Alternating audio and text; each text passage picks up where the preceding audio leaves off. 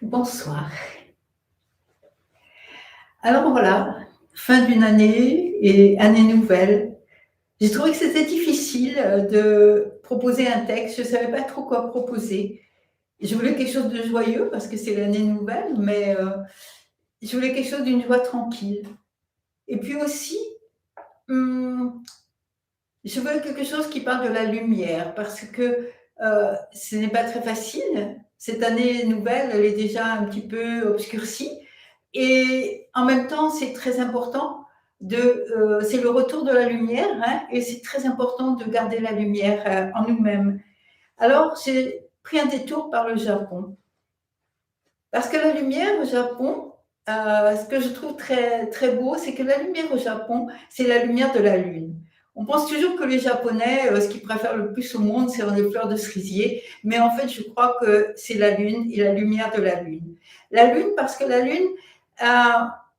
elle change, elle bouge dans le ciel, elle change de forme, elle change de lumière. Et ça accompagne notre propre voyage à travers notre vie. Et la lumière de la lune, c'est aussi, pour le Japon, la lumière de notre véritable nature. C'est notre lumière originelle et c'est bien sûr la lumière du Bouddha. Et même quand cette lumière est cachée, elle n'est jamais très loin de nous. Alors, ce qui parle de la lumière, de la lune au Japon, je trouve un des plus beaux poèmes, c'est le poème de Murasaki Shikibu, cette auteure, poétesse, romancière du Genji du Japon du Xe siècle. Et voici ce qu'elle écrit. À partir de l'obscur, en un chemin plus obscur encore, il me faut m'engager. Puisses-tu au loin m'éclairer, lune de la crête des montagnes. Et on est con parce que nous aussi, nous sommes dans un chemin obscur et nous nous engageons peut-être dans un chemin plus obscur encore, mais que nous devons garder cette petite flamme en nous, ne pas la laisser s'éteindre. Et puis, parce que c'est la nouvelle année, nous devons retrouver aussi un renouveau possible. Je parle de l'intérieur de nous-mêmes, bien sûr, de cette lumière à l'intérieur de nous-mêmes, de ce renouveau possible en changeant notre cœur. Hein. Et ceci, c'est une attente, c'est un espoir. C'est une intuition, un frissonnement en ce début d'année et une ouverture et une joie aussi, une joie tranquille. Alors j'ai choisi de lire ce texte, je l'ai écrit il y a quelque temps, je l'ai écrit justement pour un passage d'une année qui n'est pas cette année-ci, mais il me semble qu'une attente, un espoir, c'est quelque chose que nous pouvons porter à chaque fois d'une année à une année nouvelle. C'est une attente et un espoir.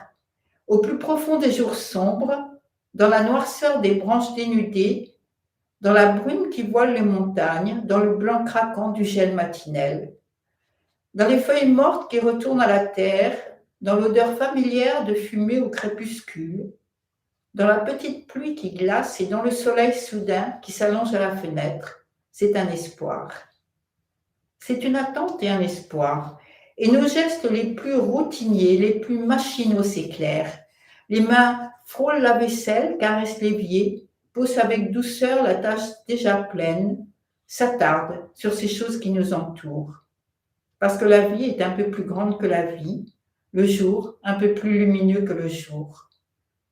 C'est une attente mais sans inquiétude, une légèreté d'attente, une attente épurée où il ne reste plus que la joie tranquille, sans impatience, parce que c'est là en fait, c'est déjà là, qui nous accompagne depuis toujours. Mais vous savez comment c'est, au fil des jours, au fil du temps, on oublie. Ce qui nous emplissait, ce qui faisait frémir notre cœur chaque fois que notre regard s'évadait des difficultés quotidiennes, ceci petit à petit a reculé, envahi par l'urgence des choses pas toujours urgentes, recouvert par la trame incessante des demandes et des distractions. C'est un espoir qui chante maintenant dans les mots les plus ordinaires. Fais attention, couvre-toi, je peux t'aider. Un espoir qui rit en nous, allégeant le poids de l'inutilisé. Un espoir qui ouvre les fenêtres du cœur et efface les peurs d'hier et celles de demain. Un espoir de renouveau, mais aussi de retour vers ce qui toujours nous appelle, voie claire dans le fouillis du temps, douceur dans les épines de nos peurs. C'est une attente, c'est pour bientôt.